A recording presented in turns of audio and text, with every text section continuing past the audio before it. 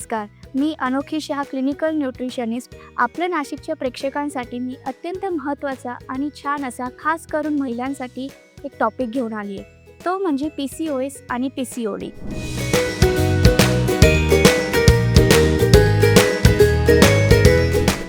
आजकालच्या महिलांमध्ये hormonal related समस्या बऱ्याच दिसून येतात. त्यातील PCOS आणि PCOD हा अत्यंत महत्त्वाचा आणि कॉमन टॉपिक आहे. किशोरवयीन मुलींपासून ते महिलांपर्यंत ही समस्या दिसून येते. चला तर मग बघूया या शोमध्ये आपण की PCOS आणि PCOD म्हणजे काय आणि संतुलित आहार घेऊन आपण त्या समस्यांवर कसे प्रभावी नियंत्रण मिळवू शकतो. PCOD म्हणजे काय? पॉलिसिस्टिक ओव्हरी डिसीज हा अंडाशय रिलेटेड समस्या आहे. यात अनियमित फॉलिकल्स म्हणजेच अपरिपक्व सिस्ट तयार होतात अंडाशयामध्ये, जेणेकरून अनियमित पाळी येते व चेहऱ्यावर पुरळ येणे, केस वाढणे हे सिम्पटम्स आपल्याला दिसून येतात. PCOS म्हणजे काय? तर पॉलिसिस्टिक ओव्हरी सिंड्रोम ही समस्या संपूर्ण शरीरावर परिणाम करणारी हॉर्मोनल आणि मेटाबॉलिक सिंड्रोम आहे. यात आपल्याला केसावर आणि चेहऱ्यावर केस वाढणे, तसेच पुरुष हॉर्मोन म्हणजेच अँड्रोजनची वाढ होणे, शरीरावर पुरळ येणे, इन्सुलिन रेझिस्टन्स आणि प्रेग्नन्सी ठेवण्यासाठी पण समस्या येणे ही अनेक लक्षणं आपल्याला दिसून येतात. PCOS आणि PCOD म्हणजे काय हे तर बघितलं. चला तर मग जाणून घेऊया त्याची कारणं, कशामुळे आपल्याला हे सिम्पटम्स दिसून येतात ते बघूयात आपण एक छोट्याशा ब्रेकनंतर.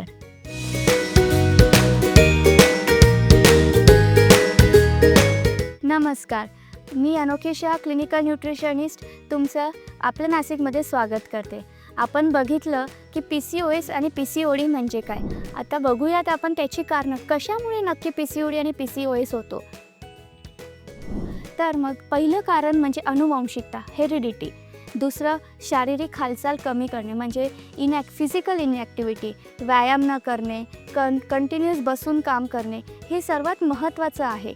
तसेच ताणतणाव, अपुरी झोप, जेवणात जास्त प्रमाणात साखर व रिफाईंड कार्बोहायड्रेट्सचं सेवन हे अनेक कारणं PCOS आणि PCODसाठी कारणीभूत आहेत.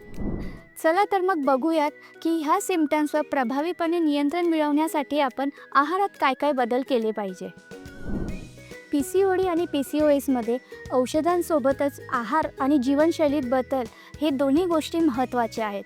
तर आपण संतुलित थाळी म्हणजे अर्ध थाळी भरून वेगवेगळ्या भाज्या, कलरफुल व्हेजिटेबल्स, 1/4 प्रथिनं म्हणजेच प्रोटीन आणि 1/4 कार्बोहायड्रेट्स ह्यांचा समावेश केला पाहिजे. आता कार्बोहायड्रेट्समध्ये आपण काय काय घेऊ शकतो, तर सिंपल कार्बोहायड्रेट्स आपल्याला अवॉइड करायचे असतात आणि कॉम्प्लेक्स कार्बोहायड्रेट म्हणजे संपूर्ण धान्य, तसेच मिलेट्सचा आपल्याला समावेश करायचा आहे. मिलेट्समध्ये आपण ज्वारी, बाजरी, नाचणी, ओट्स, राजगिरा अशा अनेक मिलेट्सचा आपण समावेश करू शकतो. मैद्याचे पदार्थ, रिफाईंड कार्बोहायड्रेट्स, साखर हे आपल्याला पूर्णपणे बंद करायचे असतात, जेणेकरून आपण इन्सुलिन रेझिस्टन्स हा एक सिम्पटम्स टाळू शकतो. प्रथिनांमध्ये आपण डाळी, कडधान्ये, तसेच अंडी, चिकन, दही, दूध, ताक यांचा समावेश करायचा आहे. प्रथिनांमुळे आपल्याला पोट भरलेलं वाटतं व आपले जे मसल्स असतात ते स्ट्रॉंग होतात.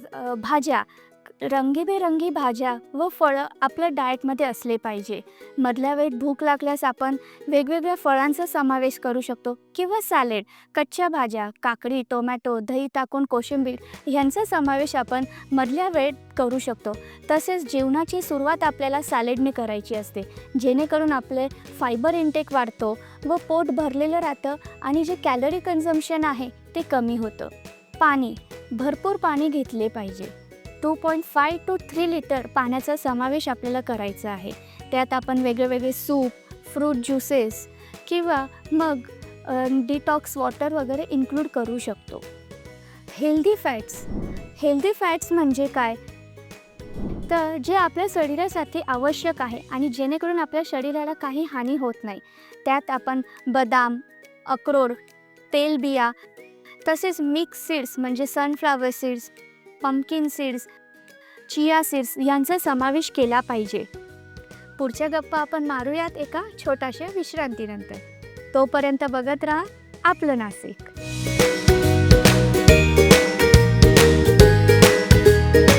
Welcome back. आपल्या नाशिकमध्ये तुमचं स्वागत आहे. आता कंटिन्यू करूयात आपल्या पुढच्या गप्पा.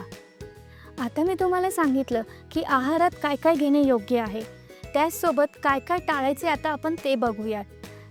पहिलं म्हणजे सर्वात महत्त्वाचं साखर आणि रिफाईंड कार्बोहायड्रेट्स.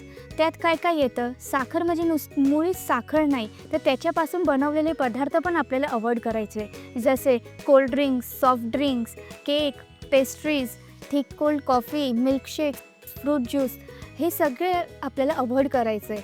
तळलेले पदार्थ, बेकरी प्रोडक्ट्स, तसेच वडापाव, समोसा, कचोरी यामध्ये high amount of trans fats आहे, जे आपल्या शरीराला हानिकारक आहे.